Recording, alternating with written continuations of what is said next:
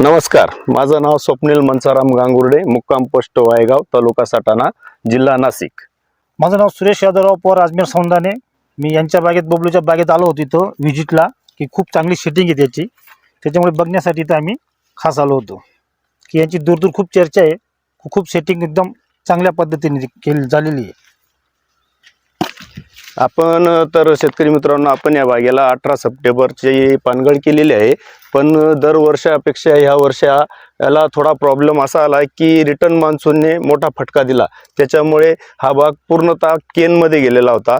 परंतु आपण लेबर सर्व लावून केन काढून आणि हा बाग कसा तरी सेटिंग झालेला आहे. या बागेमध्ये जर आहे तर बेसो डोसमध्ये खत, कृषी संवर्धन जे आहे, सेंद्रिय कर, ते त्याच्यात भरपूर प्रकारच्या इन्ग्रेडियंट्स आहेत. ते आपण कृषी संवर्धन, पॉलिसल्फेट सर्व आपण ह्या बागेला बेसो डोसमध्ये खतावरती टाकलेले. त्याच्यानंतर रिटर्न मान्सूनने भरपूर हे दिलेले, पण तरीसुद्धा असे म्हणजे पोटात आणि भरपूर अशी तुम्ही बघू शकता अशी सेटिंग या बागेमध्ये चांगल्या पद्धतीने झालेली आहे.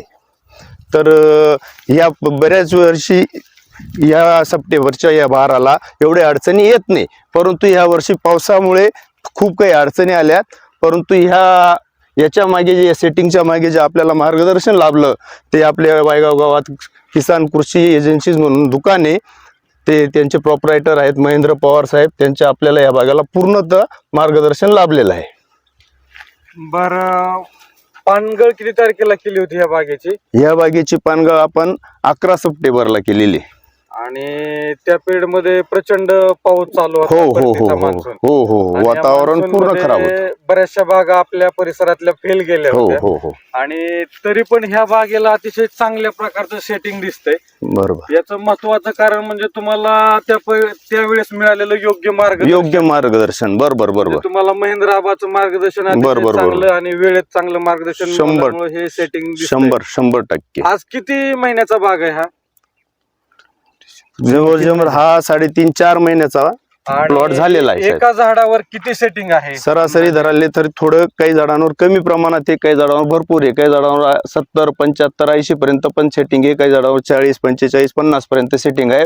परंतु झाडाच्या मानाने त्याचं बरोबर तेवढं लिमिट झालेलं आहे.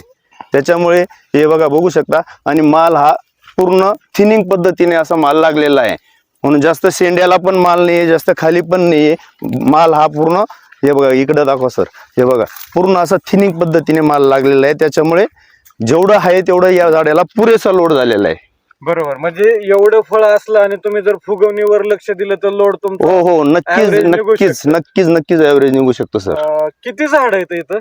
हा 510 झाडांचा प्लॉट आहे माझा. बाकीचा तिकडचा दुसरा आहे, तो जानेवारीसाठी ठेवलेला आहे. हा सप्टेंबरसाठी आपण 510 झाडांचा प्लॉट ठेवलेला आहे. हा दरवर्षी सप्टेंबरलाच धरतो आपण. बर बर बर. आणि आता सध्या ह्याच्यावर तुम्हाला काय प्रॉब्लेम वाटतायत का किंवा काही समस्या आहे का? सध्या तर आता काही एक प्रकारची कुठलीही समस्या नाहीये.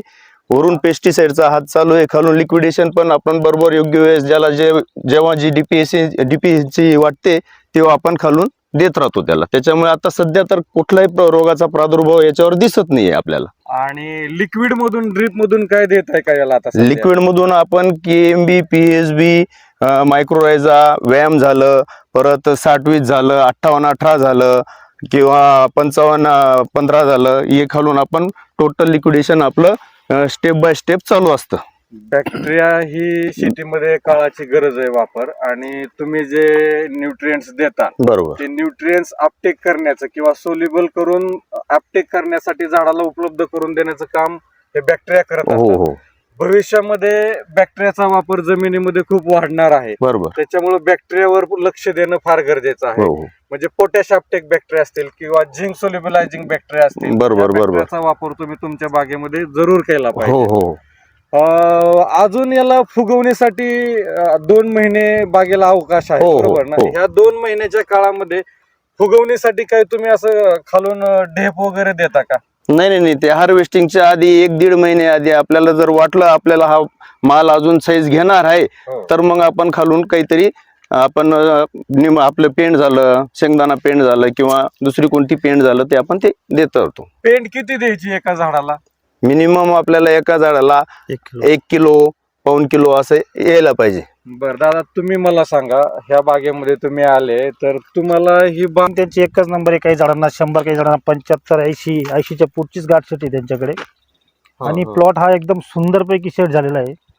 तुमचं किती झाड आहे वैयक्तिक माझा वैयक्तिक 2000 झाड आहे. आणि तुमची शेती कुठे आहे? शेती इथं सारद्यामध्ये.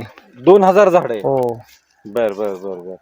तुम्ही पण तुमच्या डाळिंबाच्या बागेमध्ये यांनी संवर्धन नावाचं खत वापरलंय आणि या संवर्धन मध्ये करंज पेंड, एरंड पेंड, निंबोळी पेंड, मोहा पेंड, रॉक फॉस्फेट, स्फुरद विरघळवणारे जीवाणू, पोटॅश विरघळवणारे जीवाणू, झिंक सोल्युबलायझिंग बॅक्टेरिया, हे सगळे बॅक्टेरिया आहेत त्याच्यामध्ये. सुडो, ॲझो, ट्रायको, रायझो, हे सगळं कल्चर त्या खतामध्ये आहे. तर तुम्ही पण तुमच्या शेतीमध्ये आहे ना, डाळिंबाला एका झाडाला 1 किलो, 500 ग्रॅम एका बाजूला आणि 500 ग्रॅम दुसऱ्या बाजूला, याप्रमाणे सेंद्रिय खत संवर्धनचा जरूर वापर करा. चालेल. आणि काही तुम्हाला समस्या असतील किंवा काय अडचणी असतील तर किसान कृषी एजन्सी वायगाव या ठिकाणी योग्य सल्ला तुम्हाला डाळिंबाविषयी निश्चित मिळेल. तुम्ही त्यांच्याशी संपर्क करू शकता. तुम्ही अवश्य त्यांच्याकडे एकदा जा आणि डाळिंबाविषयी काही तुम्हाला जर शंका असतील तर त्यांच्याशी संपर्क करा. ओके सर, धन्यवाद. धन्यवाद.